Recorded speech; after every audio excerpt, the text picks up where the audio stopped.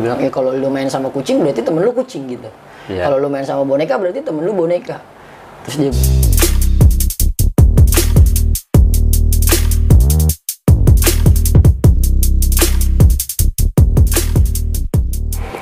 Jadi gimana bang? iya, maksudnya kadang tuh ada beberapa hal yang orang nggak tahu tentang artinya teman, sampai sekedar kenal, ketemu, ya sekedar aja tanpa mereka berpikir sesuatu hal yang lebih dalam. Kalau gue kenapa nggak bicara tentang sebuah materi saat membuat sebuah kegiatan, ya karena saat bikin kegiatan yang paling penting buat gue adalah gue pasti akan ketemu sama orang baru.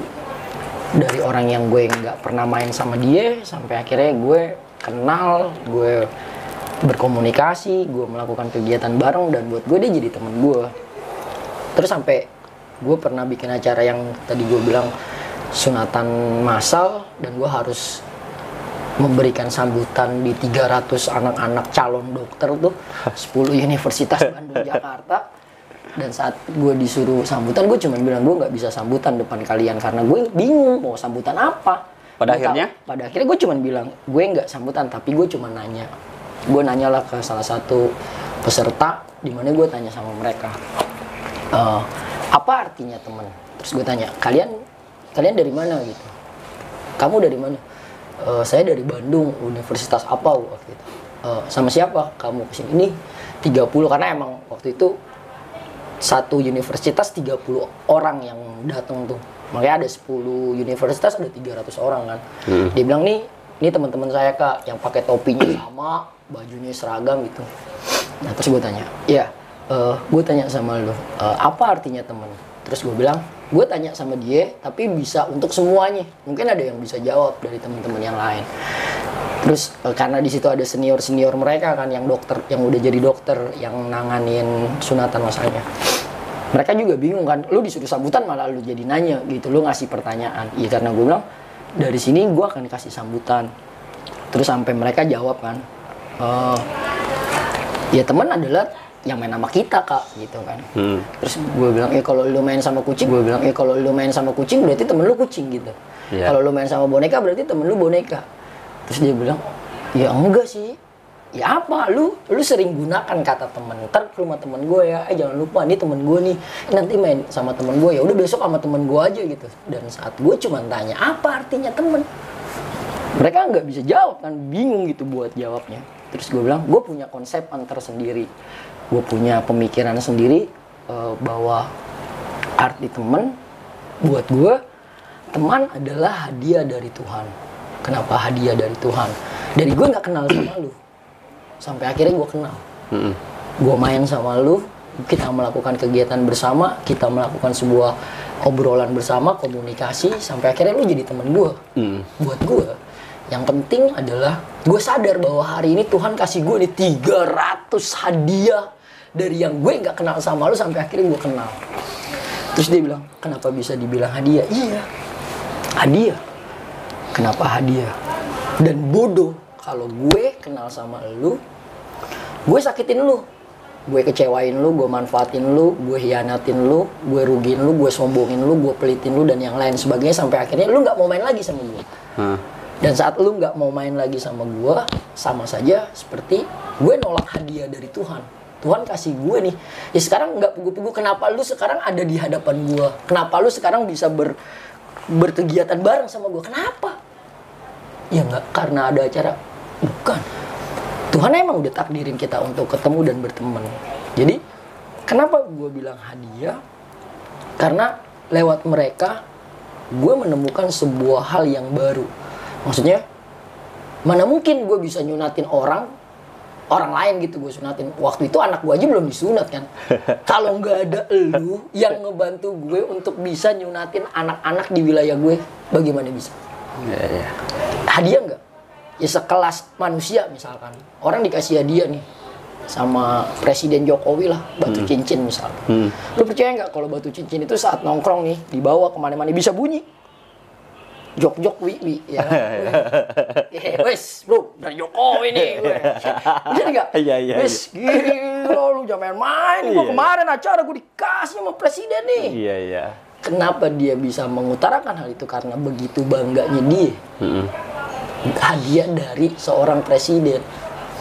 Dan bodoh nggak kita kalau kita dikasih kayak aneh dikasih hadiah sama Allah nih, Bang Ulfa. Bodoh nggak kalau gue nggak bangga? Sekelas Allah yang nyiptain langit, bumi, matahari, kasih gue hadiah, nih Angga. Dan bego kalau gue sakitin Bang Ulfa, gue manfaatin, gue kecewain, gue hianatin.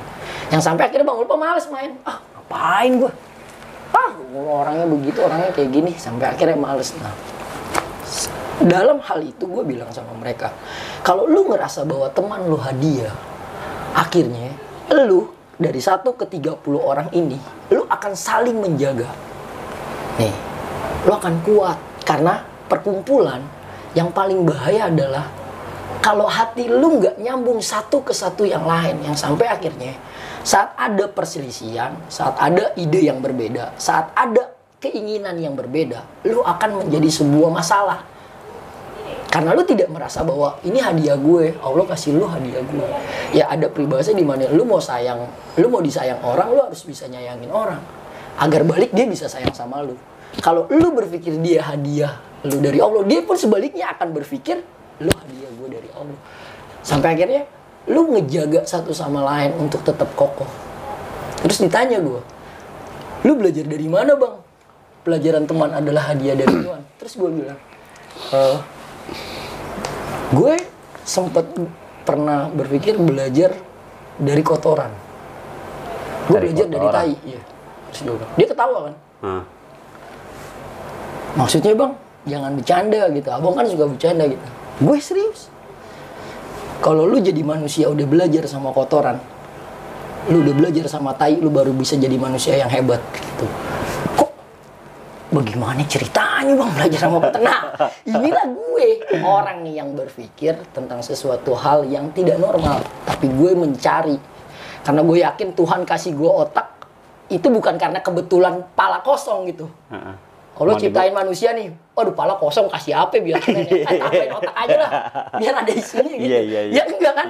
Ya Allah ciptain otak untuk manusia berpikir agar supaya lu bisa jadiin segala sesuatunya menjadi ilmu yang bermanfaat. Makanya ada salah satu syarat orang masuk surga, ilmu yang bermanfaat. Dari 3 syarat orang masuk surga tuh, amal ibadah, anak soleh dan soleha, salah satunya ilmu yang bermanfaat.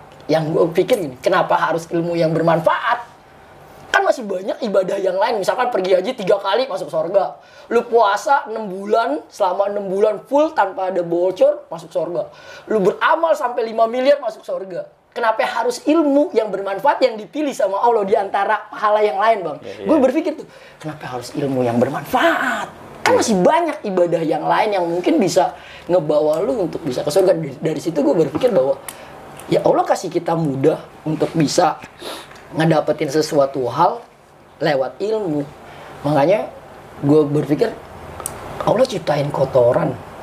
Dan ada salah satu temen gue juga ngomong kan tentang hal ini. Terus gue bilang, Allah ciptain kotoran. Kalau nggak ada maksud dan tujuan kan nggak mungkin dijadiin kotoran aja gitu. Kitanya aja yang males mikir.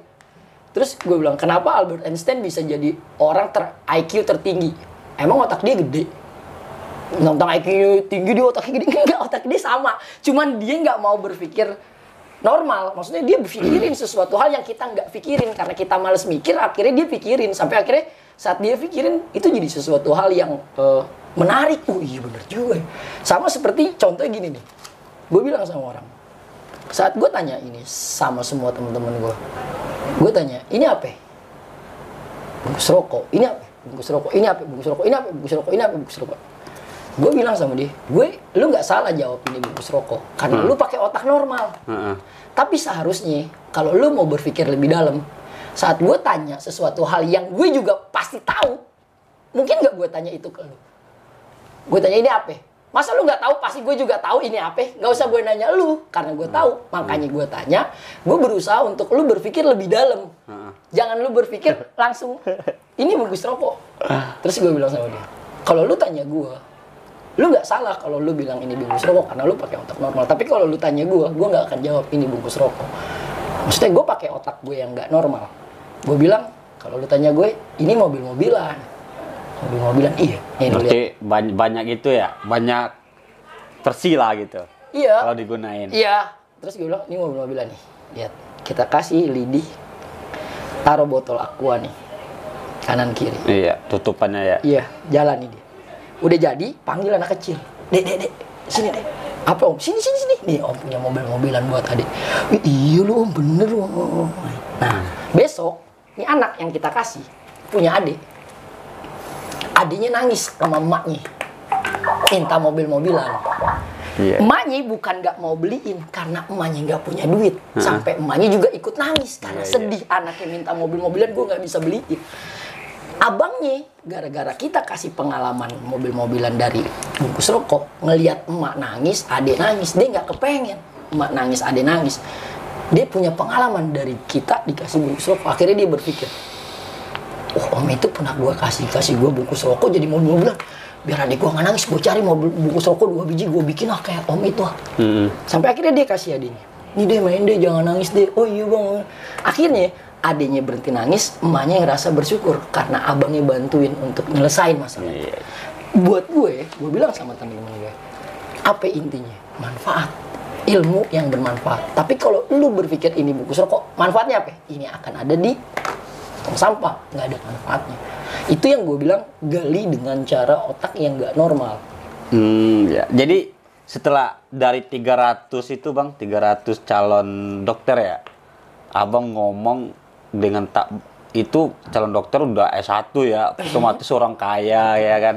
Iya. Orang kaya. Ya karena itu dia, karena gue tahu bahwa dia kalau nggak pinter dia kaya, gue jadi takut untuk ngomong yang lain. Ya. Gue jadi takut, makanya gue cuma nanya doang. Iya, maksud gue tuh dengan 300 calon sarjana kedokteran. Sementara abang ya klasternya ya seorang PSSU kan.